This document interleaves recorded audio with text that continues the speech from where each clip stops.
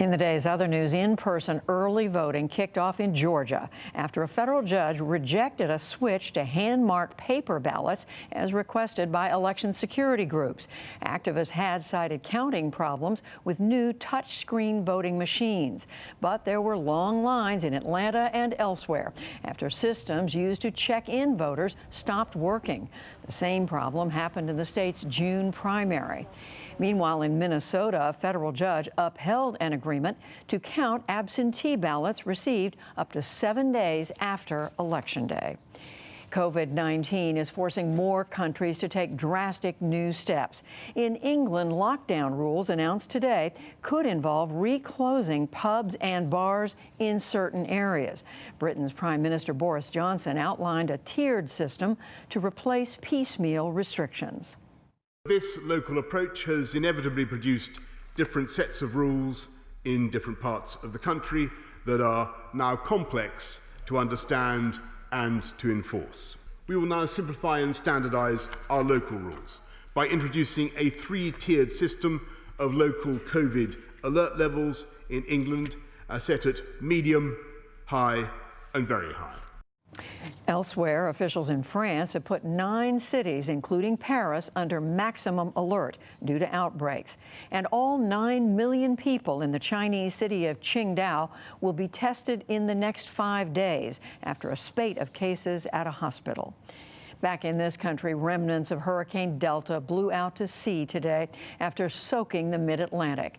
The storm made landfall in Louisiana Friday night and killed at least 2 people. It caused widespread flooding and power outages that left thousands of people still in the dark today. Facebook is now saying that it will ban any content that denies or distorts the Holocaust.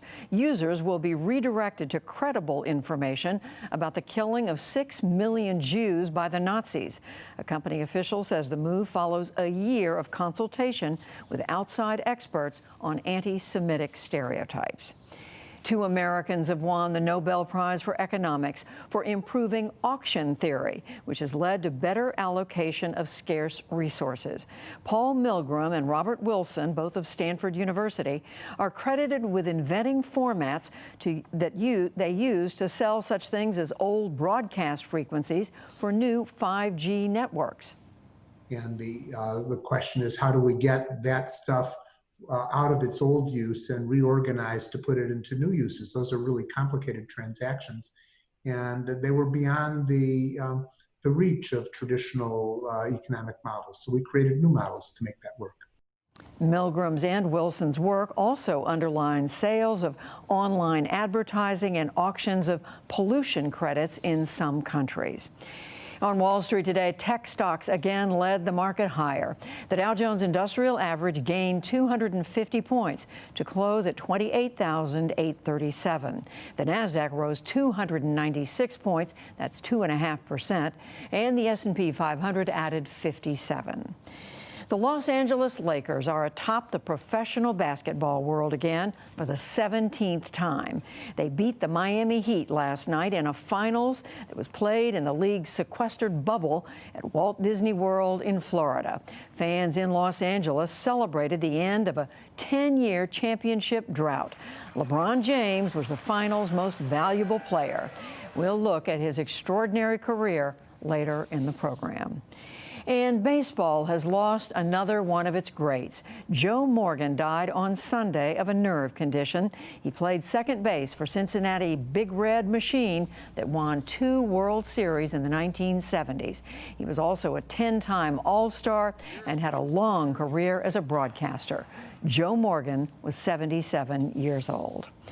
Still to come on the NewsHour, Indigenous peoples worldwide showed their support for the Black Lives Matter movement. Former Trump campaign aide Rick Gates discusses his former boss's turbulent presidency. How one competitive congressional race in Texas could be a sign of things to come, and much more.